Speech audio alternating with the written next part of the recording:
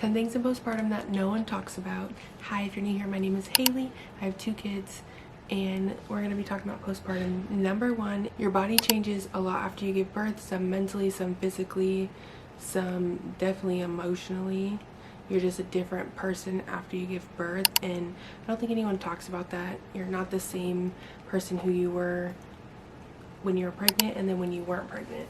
You're literally a mother now, so I don't know, just something in your body literally changes and things start to, be different. Your hormones are going back after having a baby and things can just shift and click, and that's okay.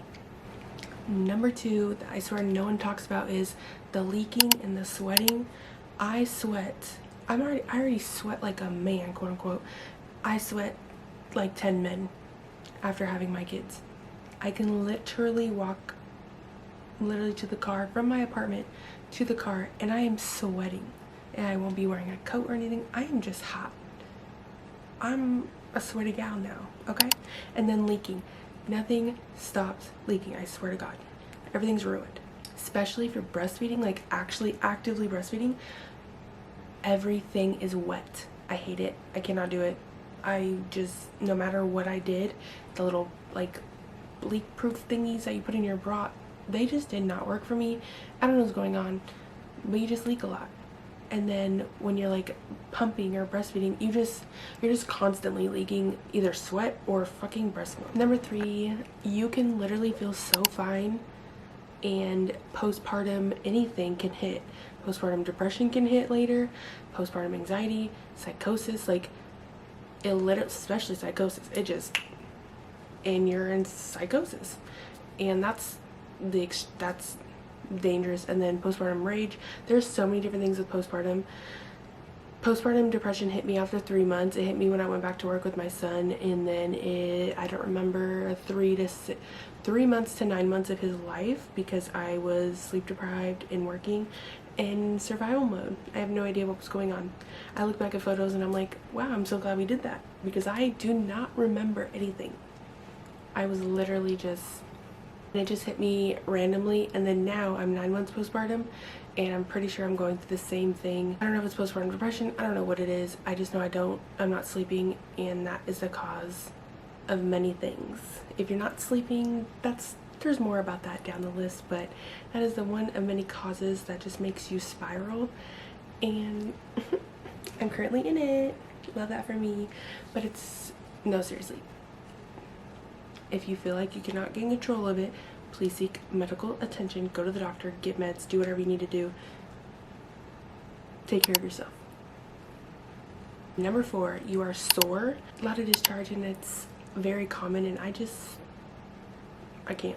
Number 5, if anyone asks you what they can do for you, either postpartum or right before you give birth, ask for freezer meals or ask for gift cards for DoorDash, or you can do like Wendy's, McDonald's, talk about like any fast food gift cards. That way someone can go get it real quick, like your partner or you, or DoorDash gift cards, so that way it can be brought to you. Better yet, freezer meals, freezer casseroles, freezer burritos, freezer just anything that you can put it in like a crock pot that someone can make you in like a baggie. That is going to be a lifesaver, because you need to eat, especially if you're breastfeeding. You have to eat, you have to drink, you have to keep everything up. So make sure you're getting help and accept the help. Accept it. Number 6, accepting help. Ask for help. If you need help, ask for it. Literally. Doesn't care who it's from. Mom, dad, grandparents, best friend, the baby daddy for sure. And if you have the means, you can ask for a doula. If you do postpartum, you can get a postpartum doula.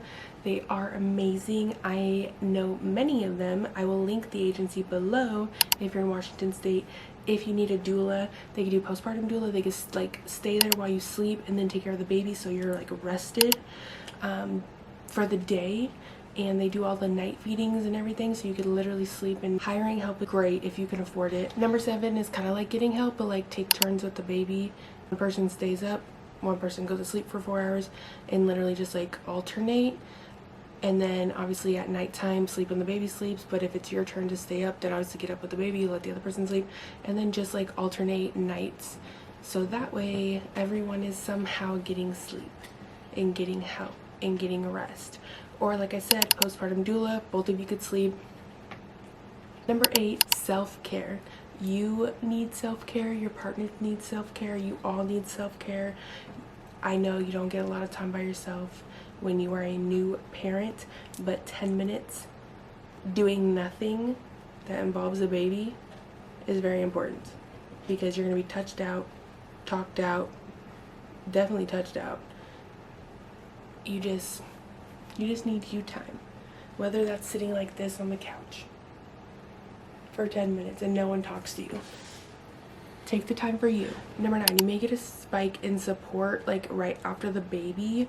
So honestly, take advantage of that help. If they're asking, willing to help, as long as they respect your boundaries and your wishes, let them help, because they might not be back.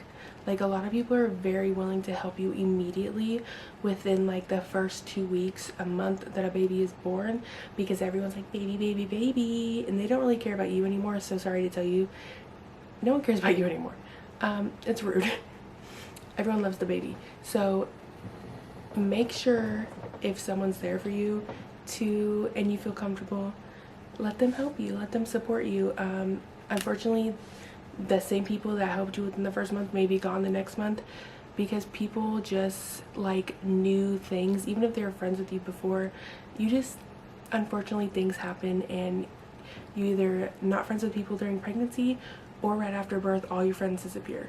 So if you have those friends that are willing to stay and willing to help you, love them extra and let them help you. Don't say no, unless obviously you feel very uncomfortable. But as long as you're there, let them help you. Number 10 is rest, especially after a C-section. I have never had a vaginal birth. I don't know how the recovery on vaginal births are. C-sections, stop moving. Sit down. Yeah, I'm looking at myself basically because I didn't do that for either. You're gonna hurt yourself worse. So sit down, relax, shut up, be quiet, watch this TV, just chill with your baby on your lap, okay? Just relax, just rest.